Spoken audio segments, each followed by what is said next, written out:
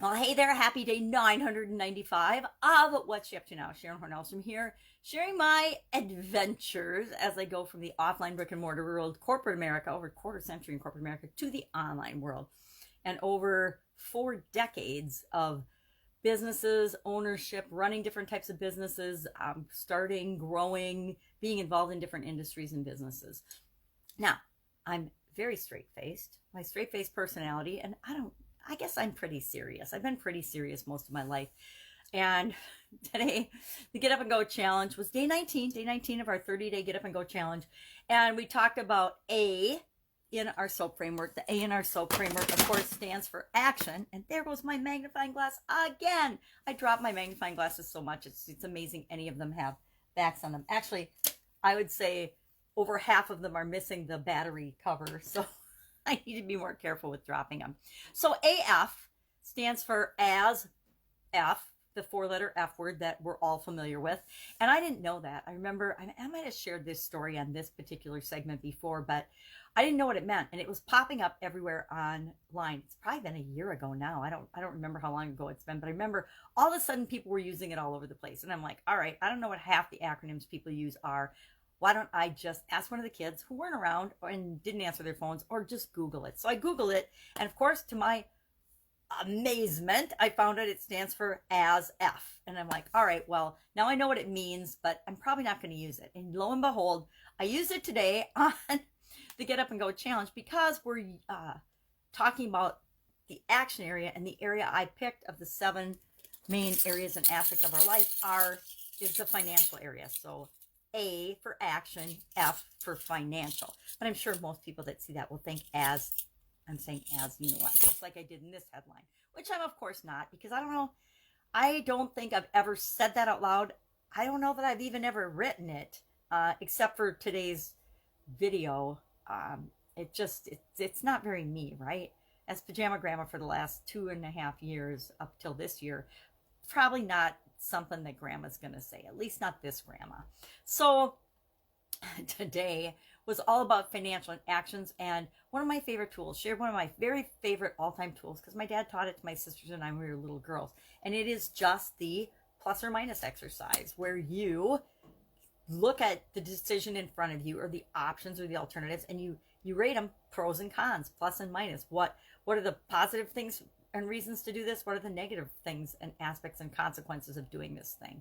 And to this day, it's one of my favorite things, because it helps me make decisions almost automatically and without a lot of conscious thought. Whenever I'm faced with a challenge or an option or a choice or a decision to make, the first thing I think about is plus and minus, pros and cons. What are the pros and cons of this particular situation? And then if it's a more complicated situation and there's more criteria that need to be considered for a particular solution and for that situation, then I'll go into a more complicated problem solving tool.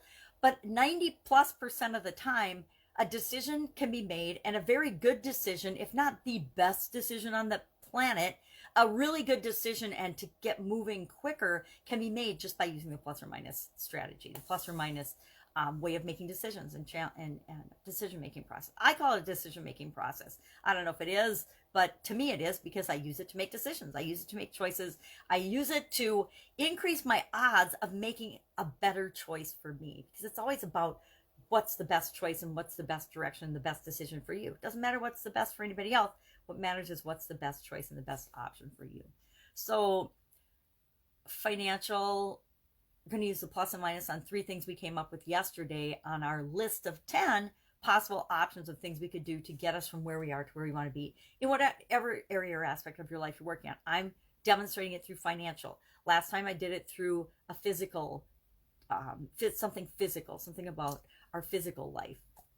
And I think I'll probably do another detailed breakdown with relationships. Those seem to be the big 3 areas for people: financial, physical, and relationships, because they're so intertwined and they're so foundational to the rest of our existence and the rest of our being. They definitely impact our mental health, they impact our emotional health, they impact everything. So I like to go in detail on those big 3 and then just spend like one day going through the whole framework for the mental, for the emotional, for the spiritual, and for the contribution, because those areas are ones we deal with interconnectedly, but also spiritual and contribution we tend to deal with after we've taken care of our basic needs of, our physical well-being, our financial well-being, and our relationships. Once we've knocked those out, or we've got those in a situation where we feel like they're under control and they're serving us, then we move on to the higher level concerns and areas of our life and our existence.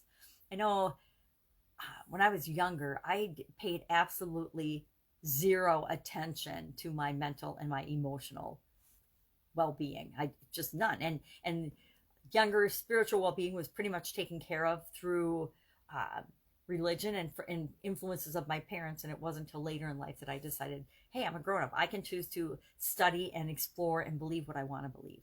And so that was, much later in life that I discovered my spiritual and my contribution type nature. Although I've always wanted to contribute and give back and do things in society. I've been doing stuff for a long time. And you know what? It's none of people's business. What I do and who I contribute to and who I share with and what I contribute it's really nobody's business, because I'm not looking for pats on the back. I remember being in a network marketing company. I've been in 2 or 3 network marketing companies in my life, been around a long time. Pretty much everybody that's get to be a certain age will have been involved in a network marketing company at some time. So in one of my network marketing companies, it was, the early days of social media. And every time one of the leaders in the organization would do something or contribute or do something nice for their parents or something, they would put a big post up about it and brag about it. And to me, it made me sick to my stomach because it felt so inauthentic. Yeah, you should do nice things for your mom, but you don't need to tell everybody about it. I guess that's maybe me thinking you don't need to always blow your own horn. Sometimes you just do something and let it speak for itself, and you don't need to tell everybody what a wonderful person you are. So I keep all that stuff to myself. It's nobody's business, and I've been involved in stuff for a long, long time. Anyway, fun challenge today was by Mae West, and I'm laughing because I'm thinking as I'm reading it today with my magnifying glass that's now on the floor. How many kids 6 to 9 years old have any idea who Mae West was? I'm 60 and I vaguely know who Mae West was. So I think it's funny that in a 6 to 9 year old, supposedly that's who the audience is for this particular journal, is a quote from Mae West. I guess there's other people in there too that they might not have heard of, but there's a lot of them in there that I'm old enough that I have never heard of. So I thought it was funny to see Mae West, a quote from her today about your personality being the glitter. And so we're looking for the glittery part of our personalities today for the fun challenge.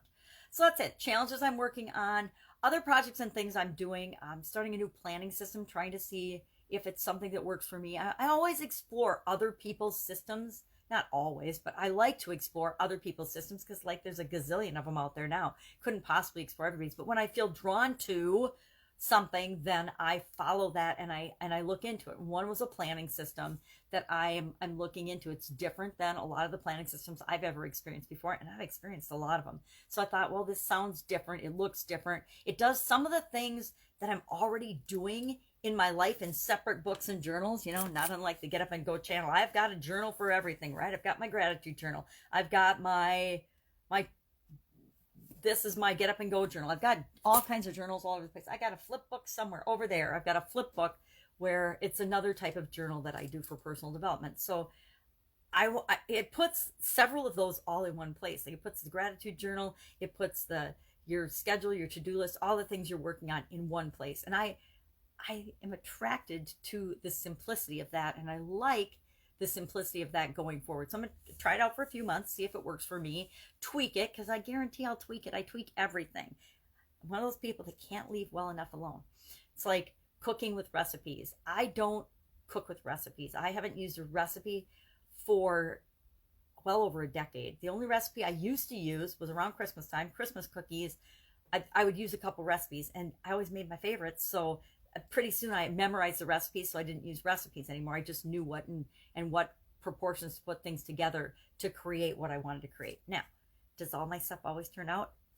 No, absolutely not. But does it mostly? And do I learn every time I make a mistake and forget something or do something wrong?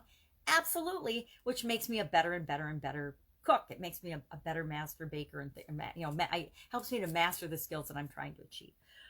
So even recipes, I can't leave them alone. I always had to tweak them and make them my own.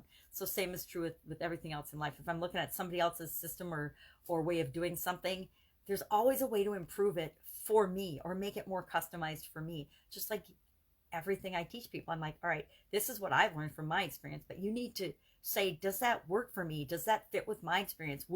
Does that make sense? Does that resonate with me or feel right to me? Or is it something that I should just say, glad it worked for you, but I'm not even going to do that. I'm not going to try that. There's lots of strategies and things that people teach us and other people that work for them that are absolutely positively not right for us. I learned that in different businesses. I've been involved in so many different businesses, and some of them, for me, great businesses. People made millions and millions and millions of dollars on them. But for me, they were absolutely soul sucking. And so that means they're a great business, but they're not a great business for me. And that's what matters. So that's our Get Up and Go, not our Get Up and Go challenge for today. Oh my goodness, that is my quick synopsis of what I'm working on today. Have an absolutely fantastic day. I'm going to go drink a little coffee and get into my day. I wish you an awesome day. Questions? Anything I can help you with? Any resources or people you might think that you need to be connected with, or that any challenge you're having or thing that you're struggling with and you don't have anyone to ask in the comments below. Just hit me up. And again, if I don't know the answer, which come on, none of us know all the answers to everything. I don't know a lot, but I do know how to find the answers. And I think that's, if you can develop a skill that you will use your entire life, it's not to know everything or to even want to know everything, just to be willing to ask the questions and go search for the answers. Be curious. All right, have an awesome day. I will, of course, be with you tomorrow.